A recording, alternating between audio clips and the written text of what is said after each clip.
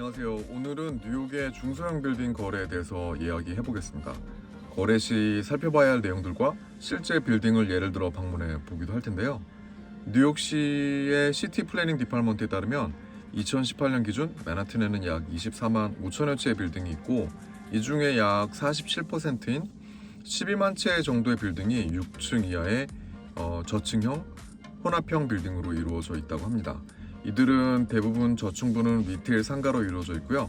상층부는 주거 또는 사무실, 또 그 외 용도로 되어 있는데, 수가 많은 만큼 가장 많은 거래가 이루어지고 있는 빌딩의 종류이기도 합니다. 오늘은 이러한 로우라이즈, 믹스드 유즈 빌딩 중에서 저층부는 리테일 상가, 상층부는 주거 레지던셜로 이루어진 건물의 거래에 대해서 살펴보겠습니다. 실제 빌딩을 들여다보기에 앞서 간단히 저희가 이런 빌딩 거래를 위해 사용하는 여러 팁 중 하나를 공유할까 하는데요. 빌딩은 여러 세입자들로 구성되어 있고, 이런 빌딩의 물리적인 요소뿐만 아니라 시장의 외적인 요소도 잘 살펴야 합니다. 이런 내용들을 파악하기 위해 저희는 뉴욕 재무부 디파먼트 오브 파이낸싱에서 부동산 세금을 책정하기 위해 산정한 마켓 밸류, assessed value, 그리고 트랜지셔널 밸류 등을 살펴봅니다. 여기에서 밸류들은 이해하기 쉽게 얘기하면 한국에서의 부동산 거래 표준가 혹은 공시가격 등과 같은 맥락으로 보시면 될 것 같은데요. 뉴욕시의 해당 웹사이트에 들어가면 자료가 잘 기록되어 있어 빌딩의 지난 20년 정도의 매년 책정된 값을 찾을 수 있고, 또 이 내용 확인들을 통해서 현재 이 빌딩이 어느 사이클에 포지션하는지, 그리고 속해 있는 부동산 시장을 이해하는 데 많은 도움을 받을 수 있습니다. 뉴욕시에서 행하는 이 가치 책정 방식은 해당 부동산의 내적, 외적 요소를 두루 고려해 평가하는데요. 꽤 정밀합니다. 부동산의 수요 공급, 빌딩의 물리적인 특성, 그리고 비교 사례, 시장 분석, 또 레노베이션과 같은 개량 작업의 여부 등을 고려해서 간평사가 분석하는데요. 여기에서 나온 가치를 기준으로 세금을 부과하기 때문이죠. 예를 들어 아래 그래프는 맨하튼에서 위치한 실제 거래가 10밀리언에서 30밀리언에 해당하는 각각의 빌딩의 마켓 밸류, assessed value, 그리고 트랜지셔널 밸류를 나타내는데요. 이 그래프들을 통해 특히 해당 부동산의 가치의 흐름을 보면서 현재의 어느 사이클, 즉 안정기인지 성장기인지 아니면 침체기에 속해 있는지를 대략적으로 파악할 수 있고요. 또 시장의 적정 매각가 수준을 파악하는 데도 참고할 수 있습니다. 또한 부동산을 매입하는 주체의 주요 고려사항, 그리고 또 성향에 맞는지도 살펴볼 수 있죠. 이 그래프는 맨하튼 다운타운의 서편에 위치한 5층짜리 빌딩의 그래프인데요. 실거래가는 13밀리언 전후로 보이고요. 2011년에서 2013년 사이에는 안정기를 보인 것으로 보이고, 그 이후 2018년까지는 상승기, 그리고 그 이후 현재까지 약 4년 동안 하락기를 보내고 있는 것으로 보입니다. 그리고 다음 거는 맨하튼 27가의 동편에 위치한 12층짜리 약 1,500평 정도 빌딩의 밸류별 그래프인데요. 실거래가는 35밀리언 범위가 될 것 같습니다. 2013년에서 2016년 사이 안정기를 보인 것으로 보이며, 이후 2020년까지 긴 기간의 상승기, 그리고 그 이후 현재까지는 하락기인 것으로 보이네요. 안정기는 시장 및 빌딩의 임대 수입이 안정적인 자산으로 수익에 큰 변동이 없는 안정적인 물건이라고 할 수 있고, 성장기는 임대 수입이 늘어나고 가격 경쟁이 발생하며 가치가 상승하는 자산으로 수익 상승을 보이는 물건이죠. 하락기에 있는 물건은 시장이 수축하거나 또는 빌딩 자체의 노후나 여러 문제 등으로 인해서 임대 수입이 떨어지고 가격이 하락하지만, 신규 매입자에게는 가치를 더해서 가격 상승 가능성을 노릴 수 있는 시기로 볼 수 있습니다. 참고로 그래프를 보면서 궁금하실 수도 있는데요. 뉴욕의 상업용 부동산은 시에서 책정한 시장 가치의 45% 비율로 평가 가치를 정하고, 여기에 과도기적 트랜지셔널 밸류를 적용해 5년에 걸쳐 납세자의 급격한 세금 부담을 완화시키는 방식으로 이해할 수 있습니다. 단번에 이해하기 쉽지 않으실 수도 있는데, 이에 대한 자세한 내용은 다음에 기회가 되면 다뤄보겠습니다.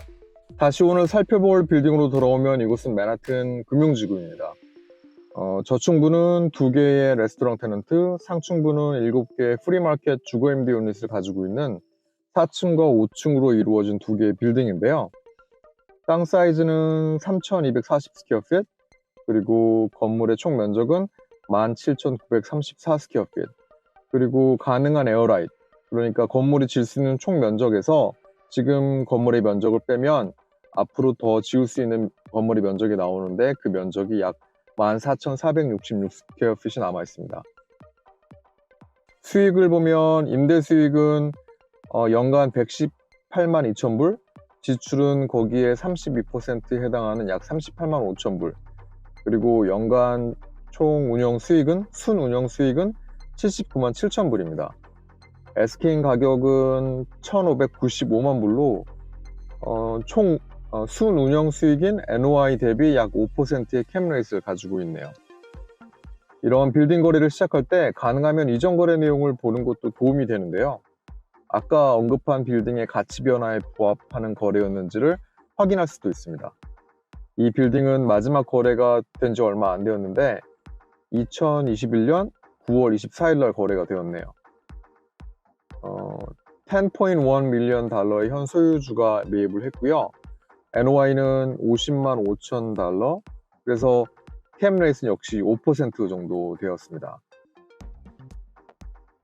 좀 찾아봤는데 건물 내 각 유닛별 렌트는 소상하게 저희가 좀 찾아볼 수가 없었지만 아마도 코로나 기간 동안 리테일의 임대료를 받지 못하고 있었을 가능성이 커 보이고요. 이로 인해서 NOI가 많이 떨어진 것으로 보입니다. 이제 빌딩을 직접 가보시죠. And then we're walking towards a property that's currently available and on the market for sale. Not quietly on the market, not really being shopped to too many people.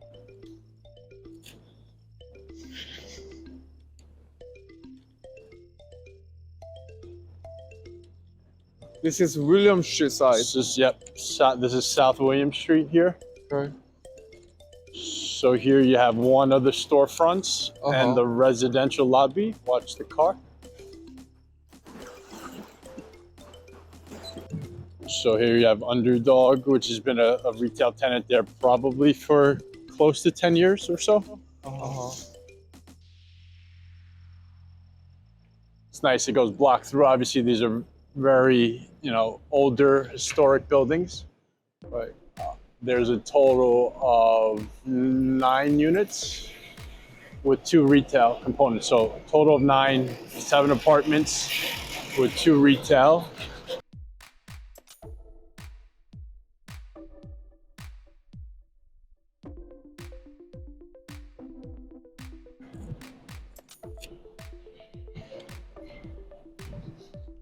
Here you can see this is the residential entrance for both buildings. Right. Recently renovated, platinum exclusive.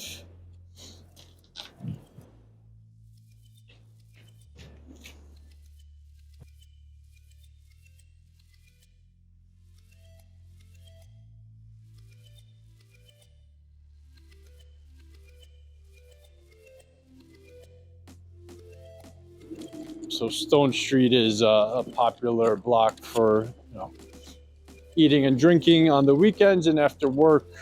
There's a bunch of different concepts. Several Irish style pubs, Spanish tapas. You have pizza along the back end of Stone. And this is all filled with outdoor seating, which obviously in the summer and spring months are quite attractive.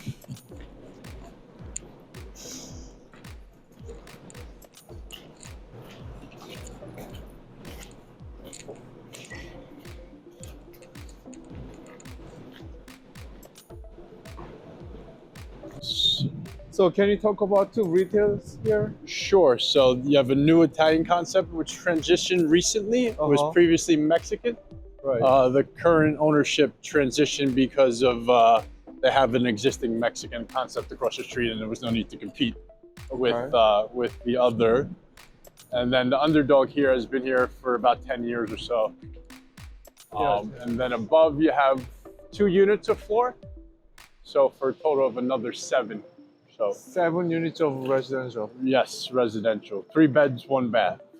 And currently they are looking for 15.9 million, you said? Yeah, they're asking 15.9. They acquired it for just over 10 million about 2 years ago. Big increase in 2 years. Yeah, they were able to get their NOI up. A couple of the retail component, and then they renovated and got increased rents for the upper floors.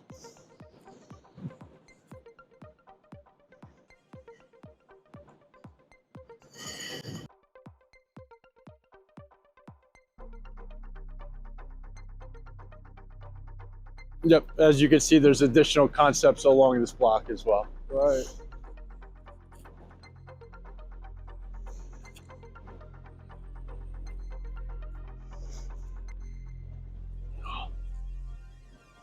So you have Irish, you have a sports bar, you have barbecue, you have burgers, everything.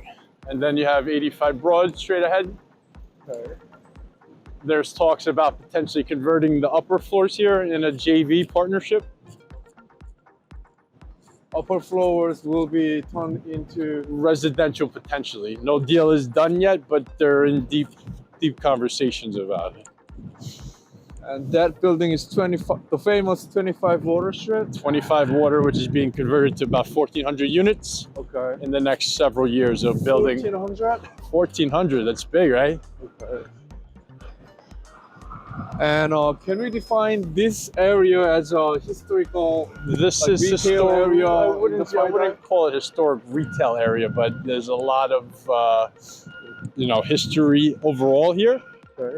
It's transitioned into a pretty big retail corridor for the neighborhood. A lot of food and beverage along this strip. It's predominantly what it is. But as the neighborhood continues to evolve, a lot of these concepts could change over time. There's a lot of coffee, a lot of restaurants. But there's additional staples that'll be needed as more residents come into play. 더 많은 스터디가 되어야 되겠지만 앞서 언급드린 밸류 사이클과 이전의 거래 사항 그리고 현재 임대 수익 현황을 봤을 때 현 건물주는 가치의 하락기에 저가에 매입해서 상업시설의 임대 수익을 정상화하고 몇몇 주거 임대 유닛의 레노베이션을 통해서 임대 수익을 높인 후 자본이득을 위한 엑시스를 하려고 하는 것으로 보입니다.